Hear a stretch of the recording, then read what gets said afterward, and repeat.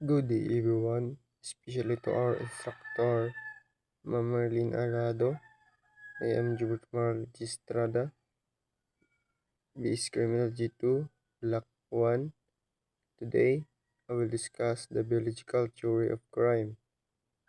So, biological theory of crime explain that a person behavior may be influenced by biological factors. Kumbaga, ang mga genetics, hormones, brain development, at pati ang mga environments na nakaapekto sa katawan at pag-iisip ng isang tao. Pero hindi ibig sabihin ito ay kapag may biological factors ka, magiging kriminal ka agad. Ang gustong ipaliwanag ng theory ay magkasamang mga biological at environment sa paghubog ng behavior ng isang tao.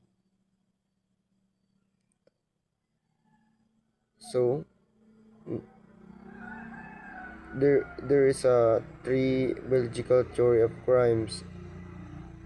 The first is Lombroso theories. According to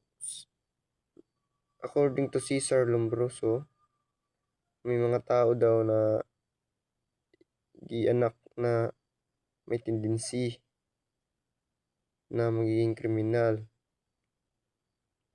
Sabi niya mayroon silang physical figure tulad ng mga malaking panga, malaking tinga o hindi pantay na mga muka. Kumbaga, bali sila ng itsura pa lang nila bitaw, muda sila ng kriminal. Pero, damo ng mga teorya na hindi dili da lamang kung sa kriminal ang pinag-aaralan ni Lombroso. Wala niyang i-compare ang mga ordinaryo tao na ora bitaw gabuhat ng krimen. The second biological theory of crime is Sheldon somatotype theory. William Herbert Sheldon believed that person body type is connected to personality and behavior. He identified that the three types of body: endomorphs, mesomorph, and ectomorphs. And endomorphs kuno,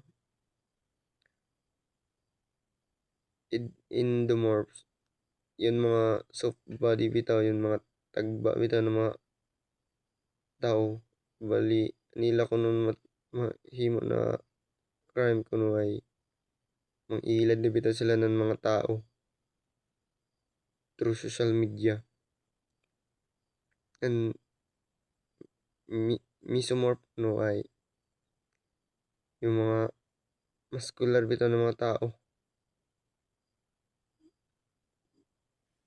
For example, kabali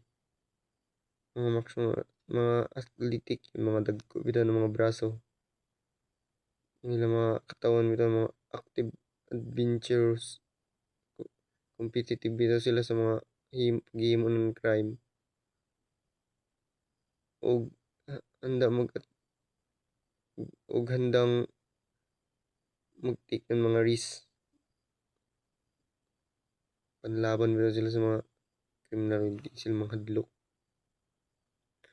Ang ectomorph kuno ay yung mga kaig bitaw, pabakay bitaw sila sa mga robbery, kusog sila mandagan. So ang third biological crime ay third biological theory of crime is the genetic theory, and special of MAOA gene, also called the warrior gene. According to our listen, people with a low MAOA activity may have a higher chance to become aggressive or violent. Pero dili da lamang ini kun genes ang dahilan ng crime. Dako ini makaapekto sa mga pamilya, environment at pag pagpapalaki ng isang tao. So this is my end of my presentation. Thank you. Thank you, ma'am, for watching.